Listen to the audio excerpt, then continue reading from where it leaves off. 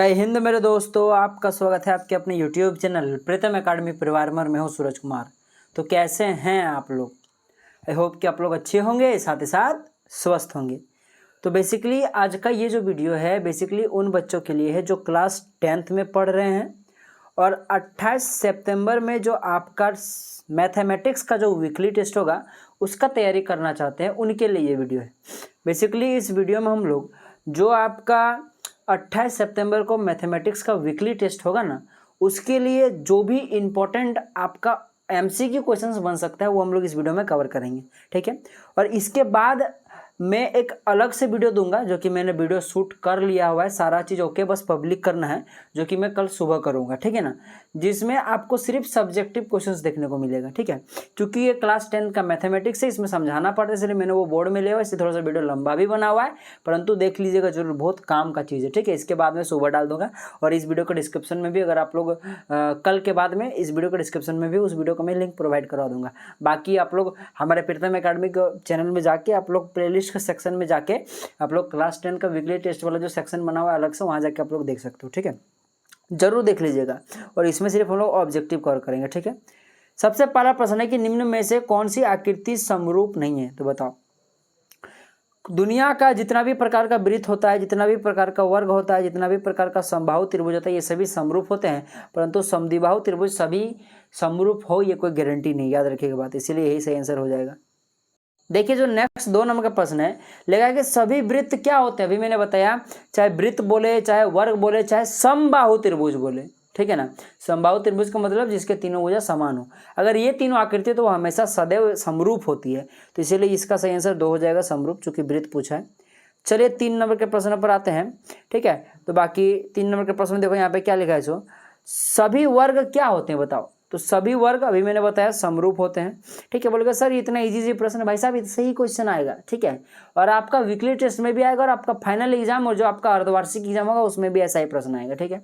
देखो ले आए कि सभी डैश त्रिभुज समरूप होते हैं। त्रिभुज भी कई प्रकार का होता है, समबाहु त्रिभुज, विषमबाहु त्रिभुज होता है आपके पास, ठीक है। समकोण त्रिभुज होता है, ठीक है। तो बहुत तरह के त्रिभुज होते हैं। समद्विबाहु त्रिभुज फिर एक होता है। तो भाई साहब याद रखिएगा मेरे बात कि यहाँ में हम लोग कौन सा त्रिभुज, तो यहाँ पे हम लोग लेंगे खाली घर में समबाहु त्रिभुज लेंगे, ठीक है। क्योंकि मैंने अभी थोड़ी देर पहले बताया था कि सभी समबाहु त्रिभुज समरूप होते हैं, ठीक है। तो इसलिए आपके पास यहाँ पे समबाहु सही आंसर हो जाएगा, जो कि 4 नंबर का ऑप्शन में दिख रहा है। चलिए 5 नंबर के प्रश्न पर आते हैं। देखो 5 नंबर के प्रश्न में यहाँ पे लिखा हुआ है कि समान भुजाओं वाले सभी बहुभुज समरूप होते हैं यदि उनकी संगत भुजाएं समानुपाती हो। याद रखिए बात, ये वो डेफिनेशन बेस्ड था। अगर आप लोगों ने अच्छे से डीप मीनिंग के साथ अगर चैप्टर ये पढ़ा, आप बोलोगे सर कौन सा चैप्टर, तो मैं आपको बता दूं कि ये सभी क्वेश्चन आपके त्रिभुज वाले चैप्टर से लिया गया है। अगर आप लोगों ने पढ़ा होगा तो आपको पता होगा, ठीक है। तो बेसिकली अगर मान लो कि आपके पास अगर एक समबाहु कोई बहुभुज है, ठीक है, यानी कि उसके सभी भुजा समान हो, तो उसी प्रकार का और एक बहुभुज है जिसके सभी भुजा समान है, तो वो दोनों समरूप हो ये कोई जरूरी नहीं है। तो समरूप तभी होगा जब उनके भुजाओं का जो अनुपात होगा वो क्या होगा, समानुपाती होगा। फिर बोले कि उनका अनुपात समानुपाती होगा संगत भुजाओं का, ठीक है। तो ये चीज बहुत ही इंपॉर्टेंट पॉइंट था, याद रखिएगा बात। चलिए 6 नंबर के प्रश्न पर आते लिखा कि भुजाओं की समान संख्या वाले बहुभुज समरूप होते हैं यदि उनके संगत कोण बराबर हो। कभी भी कोण की बात करें, ठीक है, तो यहाँ पे आप लोग बराबर मार दीजिएगा, और अगर भुजा की बात करें तो जैसे कि ऊपर वाला क्वेश्चन में देखा था समानुपाती मार दीजिएगा, ठीक है। ये चीज याद रखिएगा बात।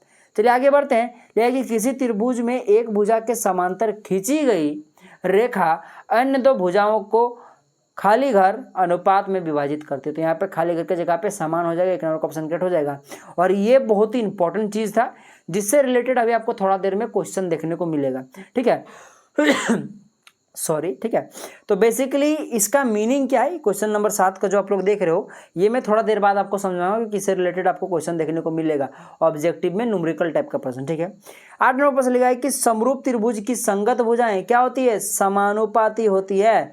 याद रखिएगा बात, 4 नंबर के प्रश्न, ठीक है, ऑप्शन वाला हो जाएगा।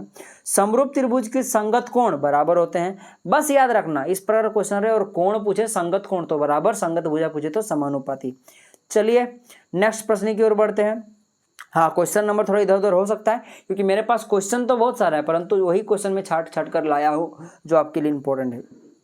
लिखा हुआ है दो समरूप त्रिभुजों के क्षेत्रफलों में 16:81 का अनुपात है। यानी मान लो कोई एक त्रिभुज आपके पास ABC त्रिभुज है जिसका मान लो कि आपके पास 16 है, ठीक है, दूसरा त्रिभुज का मान लो 81, तो इनका अनुपात कितना हो जाएगा 16:81, ऐसा समझ लो, ठीक है।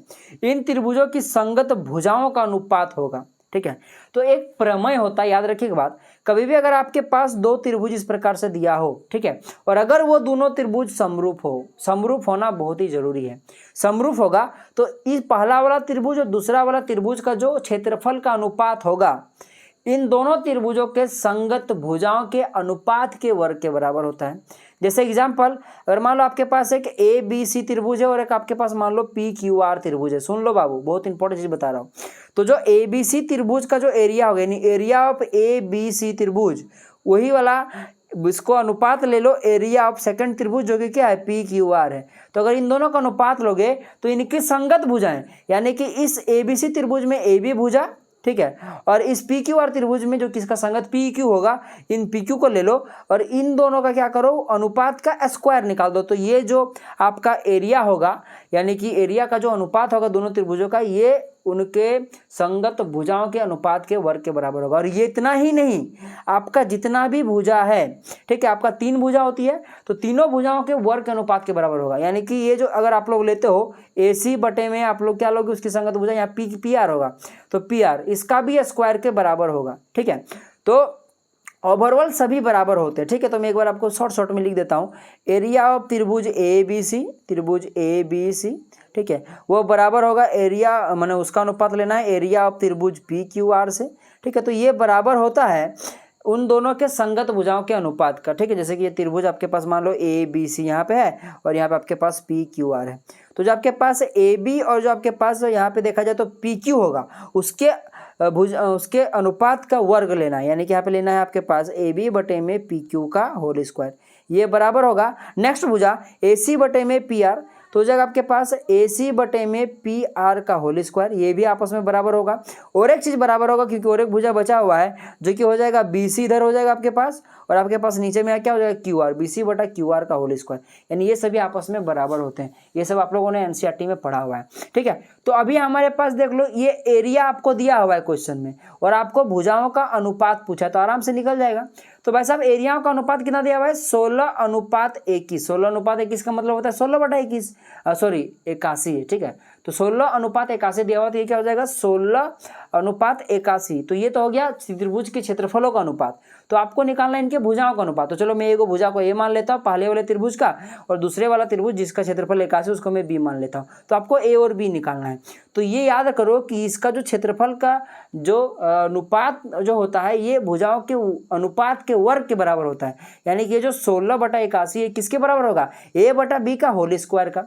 बस अब आप लोग निकाल दो यहाँ से। तो देखो इस होल स्क्वायर को इधर भेजोगे तो इधर रूट में आ जाएगा, और 16 का जो रूट होता है वो 4 होता है, सबको पता है, ठीक है। अगर रूट निकालोगे तो 81 का कितना होगा 9 होगा, यानी कि 4:9, या फिर बोलो कि A का वैल्यू 4 आया और B का वैल्यू आपके पास 9 आया, तो इसका अनुपात निकालो कितना हो जाएगा 4:9, इसका सही आंसर हो जाएगा, जो कि आपको ऑप्शन नंबर 2 में दिख रहा है। तो इस टाइप का कभी भी क्वेश्चन हो जिसमें आपको क्षेत्रफलों का अनुपात दे दो और आपको क्या निकालने को बोले, संगत भुजाओं का आपको अनुपात निकालने बोले, तो क्या कीजिएगा, जो आपके पास त्रिभुज का क्षेत्रफल दिया हुआ है अनुपात उसको बट्टे में लिख लीजिए। जैसे यहाँ पे 16/81 दिया हुआ है, बस इसका रूट निकाल दीजिएगा जो आएगा, क्योंकि पता है 16 का जो रूट होता है वो 4 होगा और 81 का जो रूट होगा 9 होगा, तो 4/9 यानी कि 4:9 इसका सही आंसर हो जाएगा। ये प्रश्न उल्टा भी पूछ सकता है, जैसे कि देख लो 14 नंबर के प्रश्न में पूछा गया है कि दो समरूप त्रिभुजों के भुजाओं का अनुपात यहाँ पे दिया हुआ है। इससे पहले वाला क्वेश्चन में आपको क्षेत्रफल का अनुपात दिया हुआ था, जिसमें दिया भुजाओं का अनुपात कितना दिया हुआ है 4:9 दिया हुआ है। तो इन त्रिभुजों के क्षेत्रफल का अनुपात निकाल, यहाँ क्षेत्रफल का अनुपात निकालना है तो जस्ट उल्टा कर देना।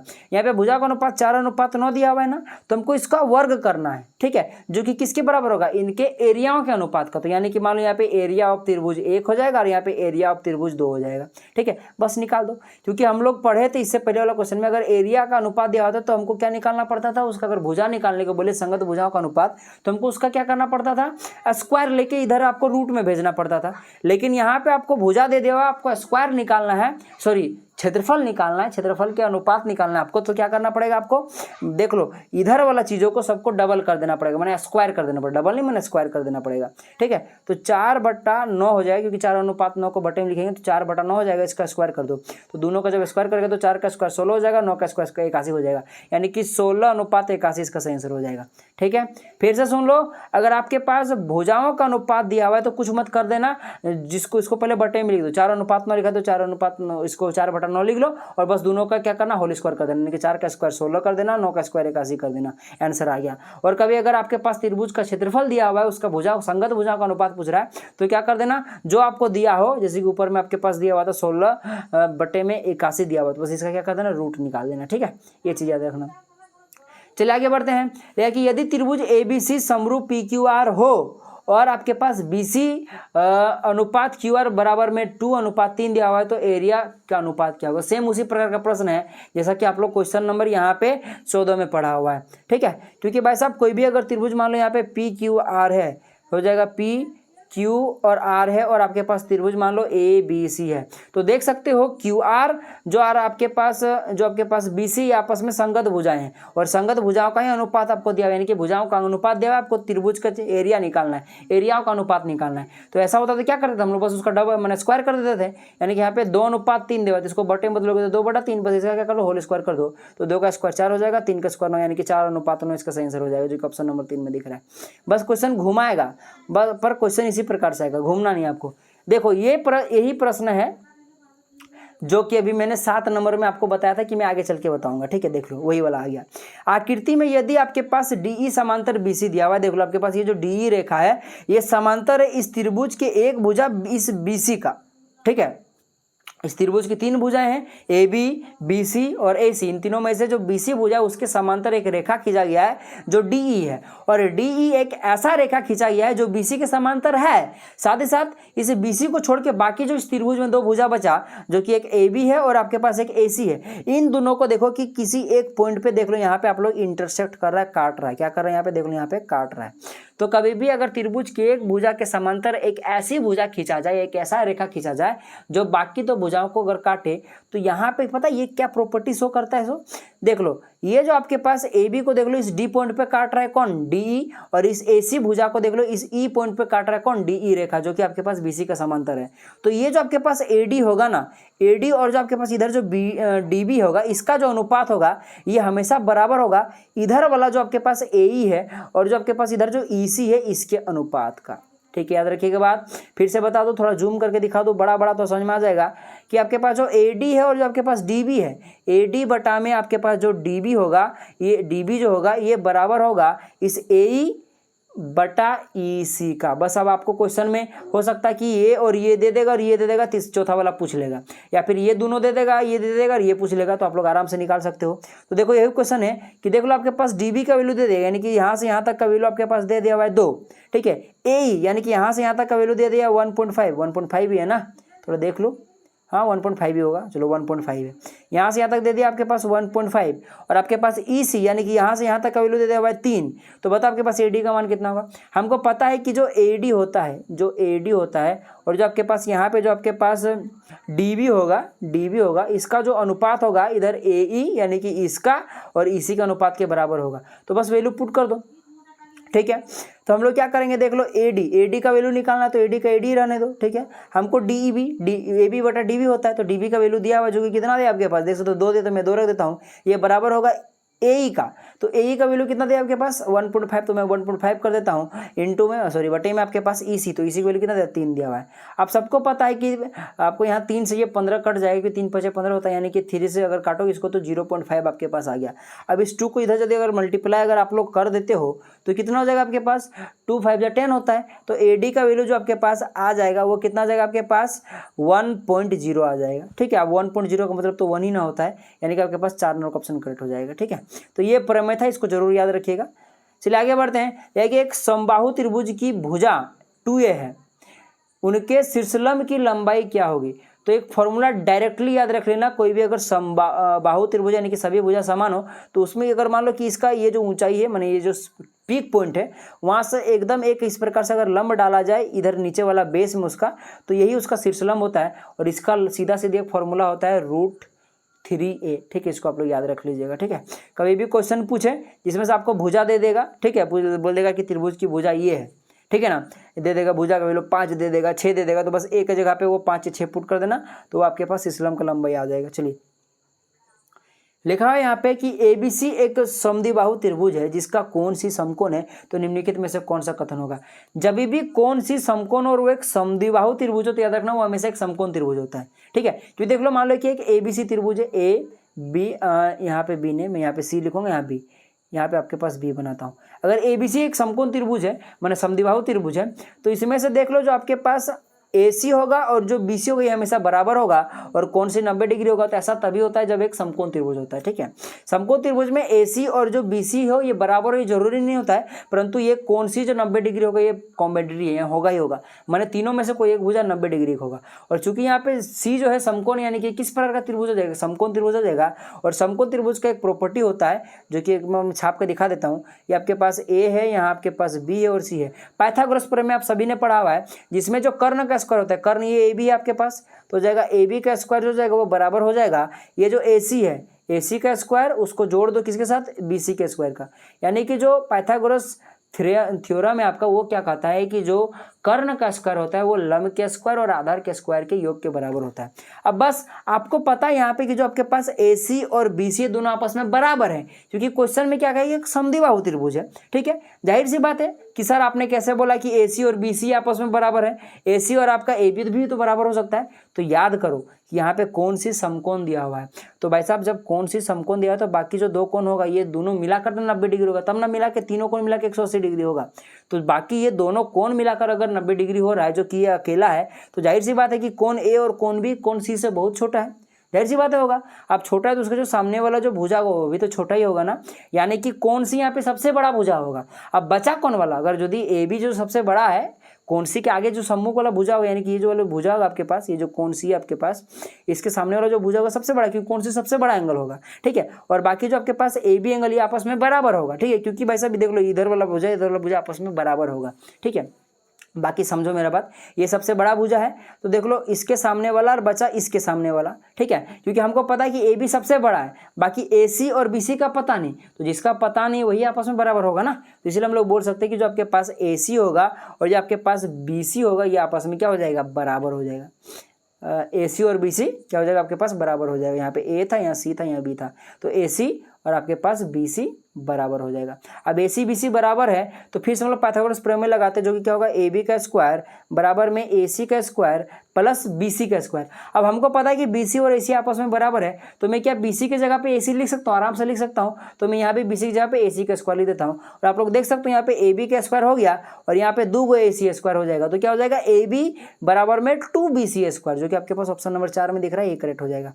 चलिए नेक्स्ट प्रश्न की ओर बढ़ते हैं। तो यहाँ लगा कि त्रिभुज ABC में आपके पास AB का वैल्यू 24 दिया हुआ है, AC का वैल्यू 25 दिया हुआ है, BC का वैल्यू 7 दिया हुआ है, तो कोण भी बराबर होगा, तो 90 डिग्री होगा, जाहिर सी बात है। ठीक है, क्योंकि इस टाइप का क्वेश्चन में 90 डिग्री ऑप्शन में तो 90% चांसेस होता है आपके क्लास में, क्लास 10th में, कि वो 90 डिग्री ही होगा। ठीक है, क्योंकि बाकी अगर रहेगा तो आप लोग निकाल नहीं पाओगे। बाकी मैं करके दिखा देता हूँ। देखो, मान लो कि एक त्रिभुज है, यहाँ पे ऐसा है आपके पास कि A, यहाँ B है आपके पास और यहाँ पे C है।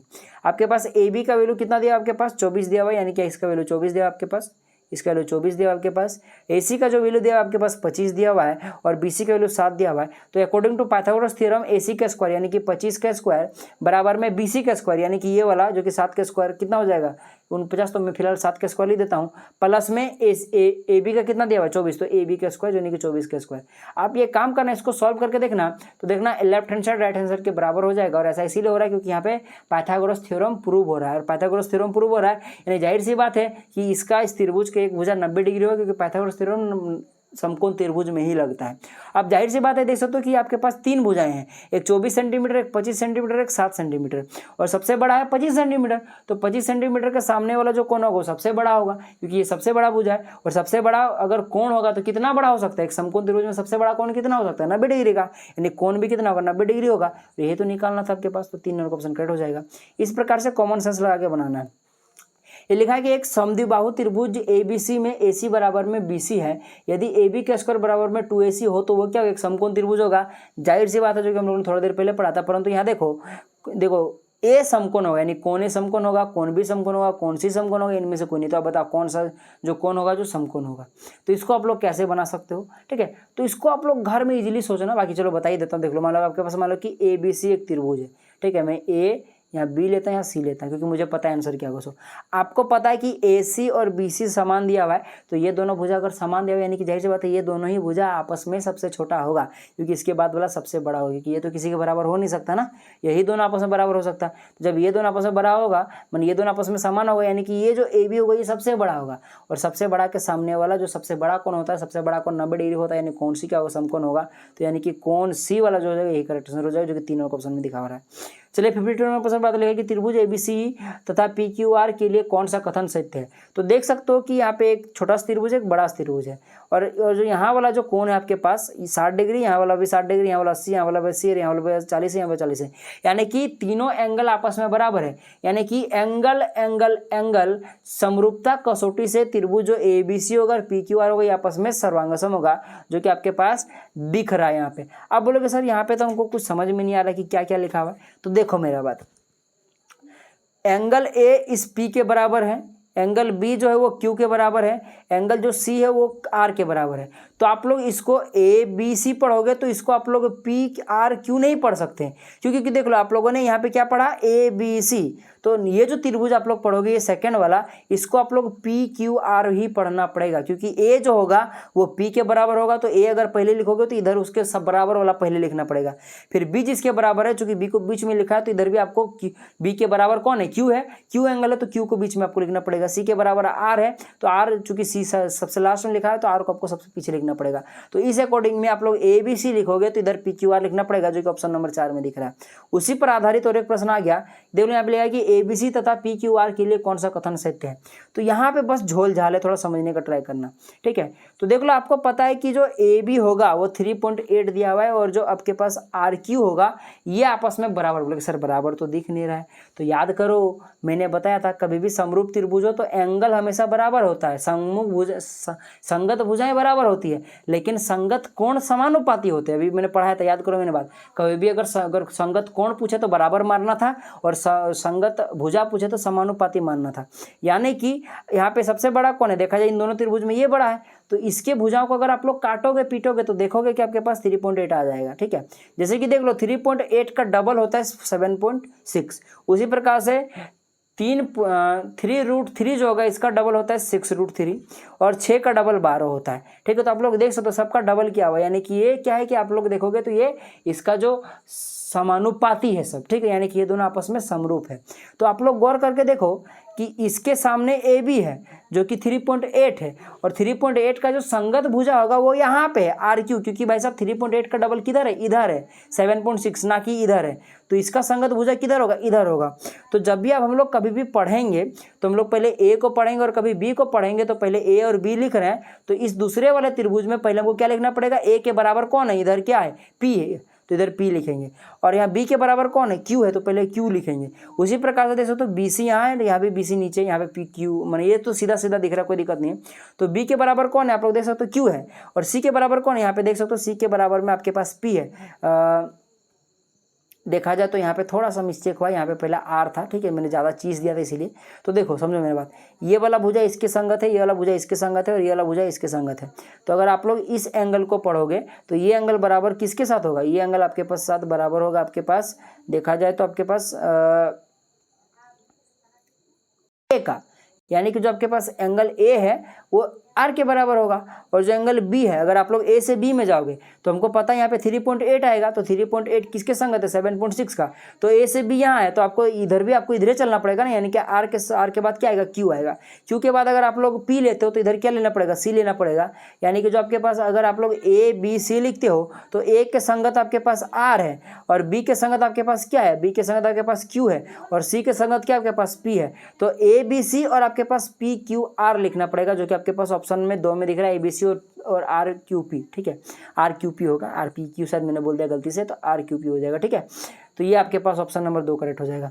चलिए आगे बढ़ते हैं नेक्स्ट प्रश्न की ओर, ठीक है। जो हमारे पास नेक्स्ट और आखिरी प्रश्न है, लिखा हुआ है यहाँ पे कि आकृति में आपके पास वही जो भी मैंने बताया था कि अगर एक त्रिभुज की 3 भुजाओं में से कोई एक भुजा के समांतर एक ऐसा रेखा खींचा जाए जो बाकी दो भुजाओं को किसी बिंदु पर प्रतिच्छेद करें, तो ये वाला और ये वाला का अनुपात और ये वाला का अनुपात आपस में बराबर होता है। तो वही चीज़ यहाँ पे लिखा हुआ है कि आपके पास दिया हुआ है कि डी समांतर बी सी, यानी कि ये जो बी सी भुजा है उसके समांतर डी है।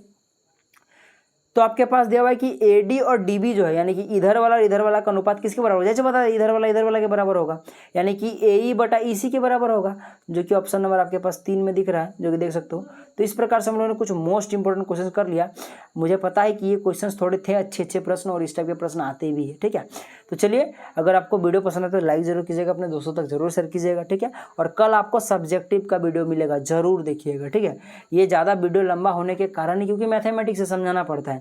बाकी अगर आप लोग बोलोगे तो मैं कर सकता हूँ कि 1 का 3 मार लो या 2 मार लो, 2 का 4 मार लो, ऐसे करके वैसे नहीं करना है ना, आपको समझाना भी तो है ना, ठीक है। तो इसलिए थोड़ा लंबा वीडियो बना, थोड़ा कॉपरेट कीजिएगा और वीडियो को थोड़ा फास्ट करके देखिए, 2x का स्पीड में देखिए, अगर आप लोग बर्दाश्त कर पाते हो तो, ठीक है। पर थोड़ा स्पीड करके देखने से थोड़ा टाइम बचेगा आपका बस, और वही, और ज़्यादा कुछ नहीं होगा। बाकी समय है तो आराम से देखो, ठीक है। और सब्जेक्टिव वाला जरूर देखिएगा, ठीक है, जो कि मैं इसके बाद डाल दूंगा, इस वीडियो के डिस्क्रिप्शन में भी मैं कल लिंक डाल दूंगा, क्योंकि वो वीडियो कल पब्लिक होगा, ठीक है। तो उसके बाद ही मैं लिंक डाल पाऊंगा।